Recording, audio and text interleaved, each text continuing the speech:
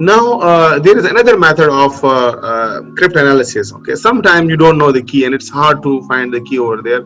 So we have another method which is called a statistical method. Okay, so statistical method means like we find the frequencies of different alphabets. Now see which frequency is higher in a text. For example, if you receive a text, okay, and you don't understand what is written in this one, it's a big paragraph, like for example 2 pages paragraph, and it's encrypted one, and you don't know the key, and like for example it takes too much time to break it. Let's sometime the cipher is harder and it takes this much time. See over there, this is too much like harder permutation, like 26 multiplied by 25 multiplied by 24 until the 1. So it's called factorial, 26 factorial. In Arabic, what you call it? This thing. What you call this thing? مضروب. Mazroob. Yeah, very good. Yes, okay. So in this mazroob, so it takes too much time. So there are 26 factorial possible different decipherment. Okay. So we sometimes we guess, we make a strategy, we use mathematical skill, we use brute force attack as we did in the previous.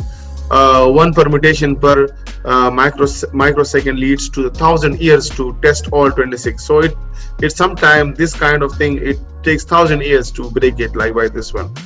So there is another way. How about frequency distribution? So we have another good technique which is called frequency distribution analysis of English language over there.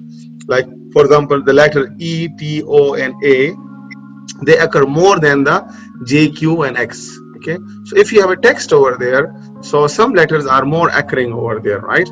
So if you even look at the text in front of you, for example this one, you will see that like this one A, and for example like E is more. See, A and E is more, A is more, A is more, A, see, E is more, see, E. So it means that the most occurring letter will be these letters over there. See, this is a more occurring letter. So if you see over here, E has the highest frequency in a sentence. Okay, so see how many times the E and A has happened. So A, if I just check the A, 1, okay, 2, 3, 4, 5 times the A has occurred over there. See, so the frequency of A is also very high over there.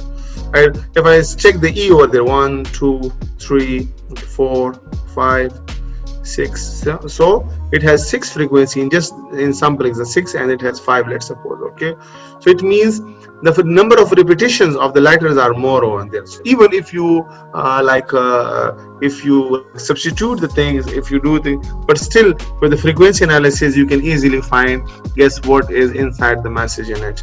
So with a good computer and enough ciphertext may take an hour. Okay, so short ciphertext message give attacker little to work with. So short messages are like easy, are hard to crack, but the longer one is easy. Why? Because you can easily find the what do you call it, analysis. Okay, what do you call it, that word analysis for it, frequency analysis, you mean.